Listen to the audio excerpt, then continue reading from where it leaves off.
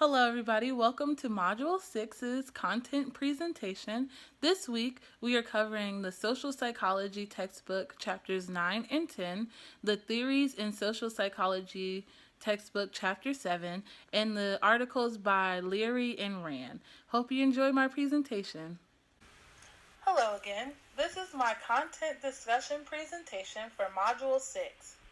It covers the Social Psychology textbooks, chapters 9 and 10, the Theories of Social Psychology textbooks, chapter 7, and the Leary and Rand articles. Chapter 9 is about attraction and close relationships. Attraction is the focal point of many interactions, both social and romantic, as well as it is heavily studied within the field of psychology. There is a fundamental need to belong. According to Roy Baumeister and Mark Leary in 1995, the need to belong is a basic human motive. It can be observed through everyday interactions with children all the way up to interactions with adults. This need runs so deeply that people get distressed or upset when they are neglected, rejected, excluded, or ostracized. The four main influences of attraction are as follows. The first is familiarity. Familiarity is broken down into two main parts, proximity and exposure. Proximity is how close you are physically to that person, for example, if you live in the same neighborhood, while exposure is how frequently you make contact with that person. Number two is physical attractiveness or beauty. Beauty is largely subjective. However, there have been studies that have found across different cultures and different age groups that faces that are symmetrical are most attractive. Number three, similarity. We tend to like people who are similar to us, whether that be they belong to the same social groups as us or they're interested in the same things. Number four is reciprocity. We like people who like us, essentially. The social exchange theory originally comes from an economic perspective. It states that people are motivated by a desire to maximize the benefits and minimize the cost in social relationships. Also in Chapter 9 is Steinberg's triangular theory of love. According to Steinberg, there are many combinations of passion, intimacy, and commitment, which produces 7 types of love, or the absence of all 3 of these mechanisms producing non-love. For example, if you combine intimacy with passion, you'll get romantic love. This is a type of love that most people experience within a new relationship. The most sought-after type of love is consummate love, which combines intimacy, passion, and commitment. This love is similar to what you see in the Notebook with the old couple. Moving on to Chapter 10. This chapter is about helping others and altruism. Why do people help? From an evolutionary standpoint, altruism and helping others was a way of survival. It provided protections of their families, their genes, and generations to come. Reciprocal altruism and intergroup cooperation was imperative, especially for the care of their children. So this way, one person could watch and protect the children, while others could get food and do other necessary tasks. When do people help? People most often help when they are in a good mood. However, something that hinders a person from helping is the bystander effect. The bystander effect occurs when the existence of other people in a situation hinders the person from helping. The equity theory.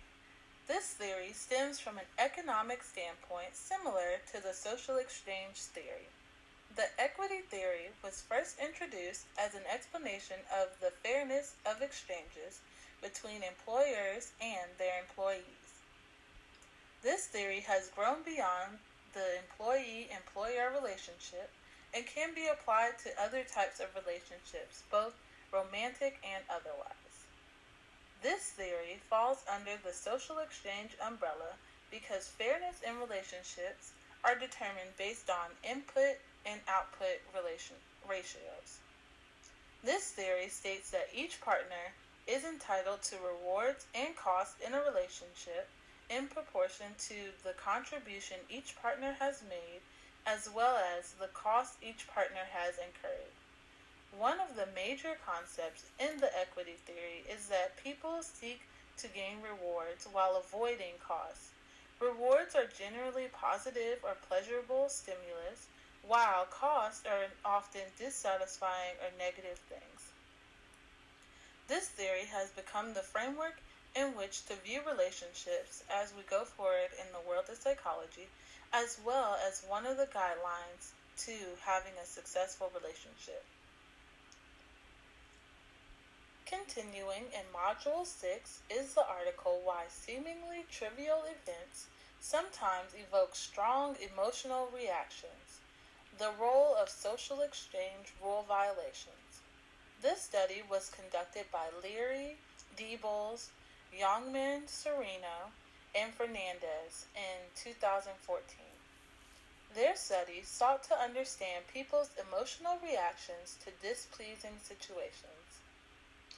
Using a self-report measure, this study had 179 participants rate the effects of another person's behavior on personal outcomes, the level at which the person broke the rules of social exchange, and their reactions to the overall event.